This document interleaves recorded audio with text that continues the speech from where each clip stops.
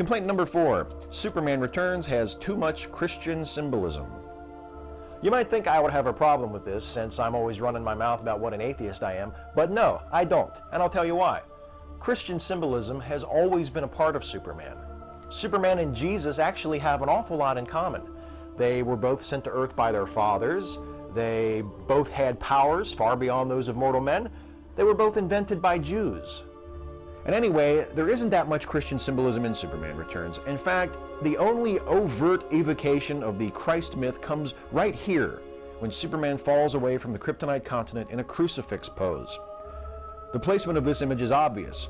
Superman has just sacrificed himself, apparently, to save billions of lives. Of course, unlike the crucifixion of Jesus, Superman's act was purely selfless, and people who would have died in the catastrophes caused by the appearance of the new continent were saved, regardless of whether they had faith in Superman or not.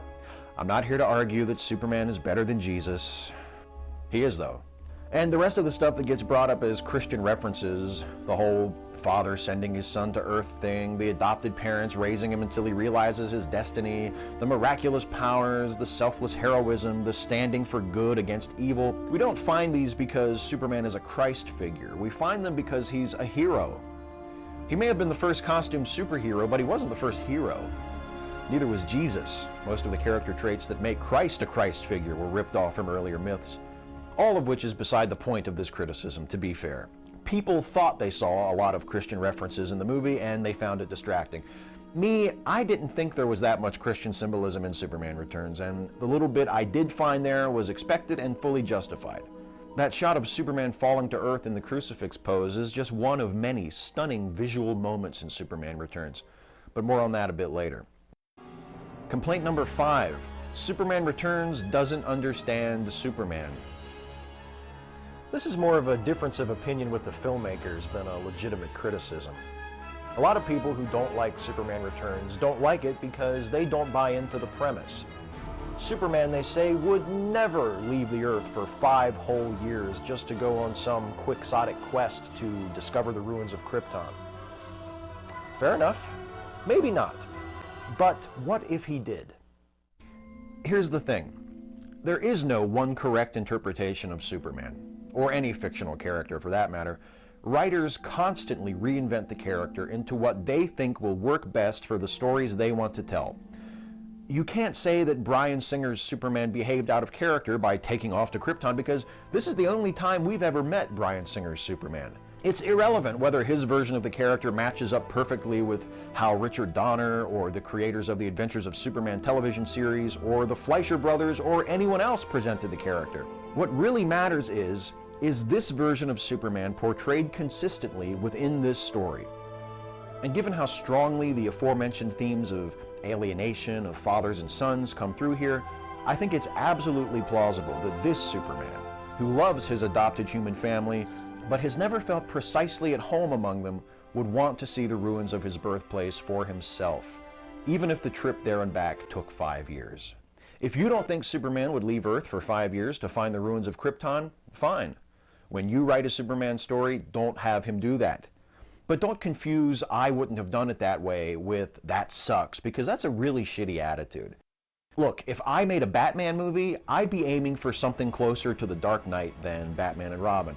But that doesn't mean that The Dark Knight's tormented, morally conflicted depiction of Batman is right and all other versions are wrong.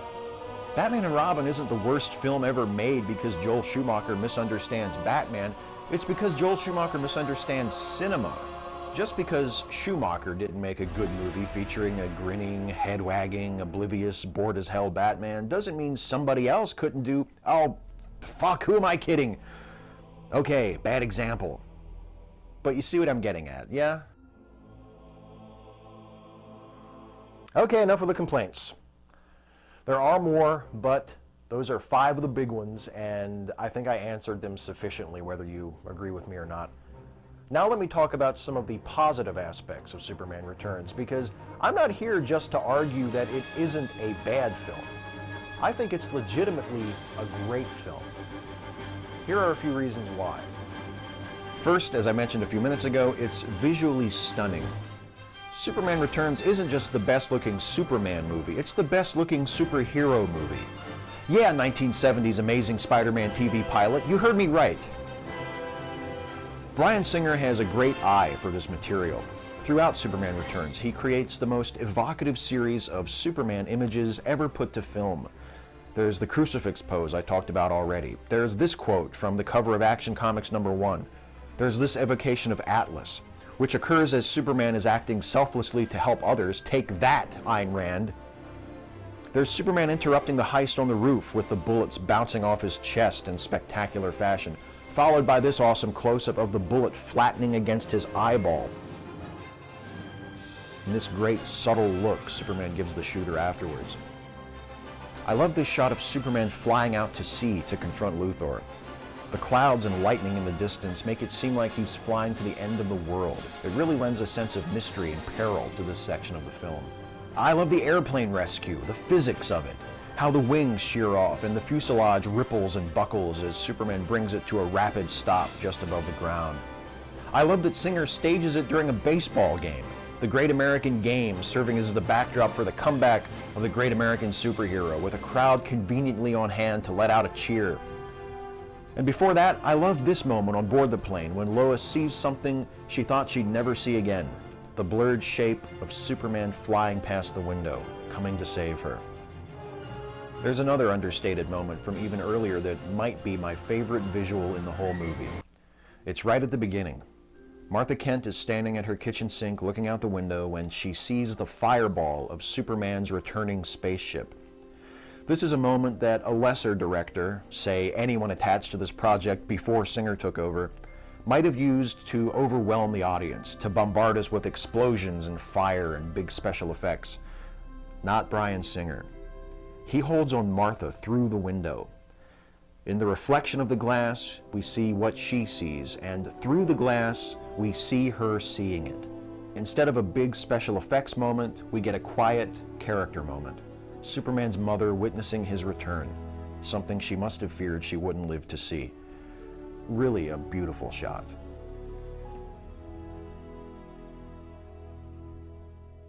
What do I love about this movie besides the visuals? The plot. The plot of Superman Returns is a marvelous, elegant thing. Everything ties together so cleanly. Lex tests his stolen crystals by dropping a piece into some water, triggering an electromagnetic pulse that causes the airplane crisis that leads to Superman's big re-debut. You might think Lex's scheme to create a new continent is a little wacky, but so was Lex's scheme to blow up California at the San Andreas Fault in Superman the movie. And that plan was way more complicated. Lex had to steal 2 nuclear missiles, target one toward a very specific point on the fault line, launch them at the same time toward targets on opposite sides of the country, and distract Superman long enough to get the whole thing rolling. Compare that to Lex in Superman Returns. He inherits the boat from his rich old lady wife, steals the crystals, the cannon, and the kryptonite, and then all he has to do is launch the crystal and the kryptonite into the ocean. And the crystal takes care of the rest. Superman's heroics all tie in with Luthor's activities.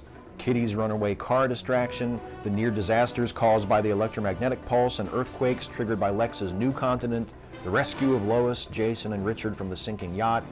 It all fits together so tightly, like the rhymes in a Hank Williams song. Just a brilliantly plotted film. And within that plot, there's room for every character to have their time in the sun. Naturally, most of the screen time goes to Superman, Lois, and Lex, with Richard and Jason taking up a lot of the leftovers. But there are also meaningful character moments for Perry White, Jimmy Olsen, even this henchman of Luthor's, who gets to spend some of the final moments of his life playing a piano duet with Jason. Some of the reviews I read to prepare for this accuse Superman Returns of being humorless or taking itself too seriously, which I don't get. The film has a great sense of humor, lots of genuinely funny moments. Most of these belong to Kevin Spacey as Lex, but Sam Huntington does well with some funny lines as Jimmy Olsen, and Brandon Routh's Clark Kent manages to be funny in different ways than Christopher Reeves was, like in this exchange. Jimmy, how'd Lex Luthor get out of prison? Why? Well, the appeals court called Superman as a witness, and he wasn't around. We have plenty of gossip columnists out there. How much do you think that pisses off Superman? So give him to someone else. A lot. A lot. Holy. The cast performs terrifically well. Brandon Routh does the Christopher Reeve clumsy Clark act, but puts his own spin on it. He's not quite as much of a caricature as Reeves' Clark was. And he has some nice subtle moments, like that look he gives the guy who shoots him in the eye, and some well-played moments with Kate Bosworth. In a role that goes out of its way to invite comparison to Christopher Reeve's definitive portrayal, Routh more than holds his own. It's a shame he won't get to play Superman again. As for Kate Bosworth, her performance as Lois was dragged through the mud in a lot of the reviews I read. And to be sure, she's no Margot Kidder, but she still does a good job and has some really strong moments, like that look she gives when she sees Superman fly past the airplane window, or how well she plays her combination of hurt and anger during that rooftop interview scene with Superman. Kevin Spacey, like Brandon Routh, is clearly taking his cue from Richard Donner's Superman film, but changing it up a bit to make it his own. Spacey's Lex is a bit more menacing than Gene Hackman's. Still nuts, still all about the ill-gotten real estate, but a little colder and more calculating, like the Lex of the comics these last 20 years or so. The rest of the supporting cast, Frank Langella as Perry White, Sam Huntington as Jimmy Olsen, Parker Posey as Lex's girlfriend Kitty, Eva Marie Saint as Martha Kent, and especially James Marsden as Richard White, Lois's fiancé, all do great work, all manage to leave an impression despite, except for Marsden, having relatively little screen time. So to sum up, 5 years after its release, Superman Returns is still a great and vastly underappreciated film. It's the Superman movie I always hoped for but never thought I would get. A serious film by a director with something to say about the character. A film that does understand its Superman. That shows us a truly human superhero. A guy who strives to do the right thing while struggling to find that balance between the greater good and his selfish desires. A Superman who fights to save the world even as he continues to search for his place in it. I like this movie so much, I started a blog just to share my review of it. Now, 5 years, nearly 1,800 blog entries, and over 100 videos later, here I am defending it again. I think it's a great film. Better than Spider-Man 2. Better than Iron Man. Better than The Dark Knight and Batman Begins. It's the best superhero film yet made. But I know after watching this that many of you will still vehemently disagree. You think I'm nuts for liking Superman Returns this much. Fair enough. Your turn. You tell me. What's so bad about Superman Returns?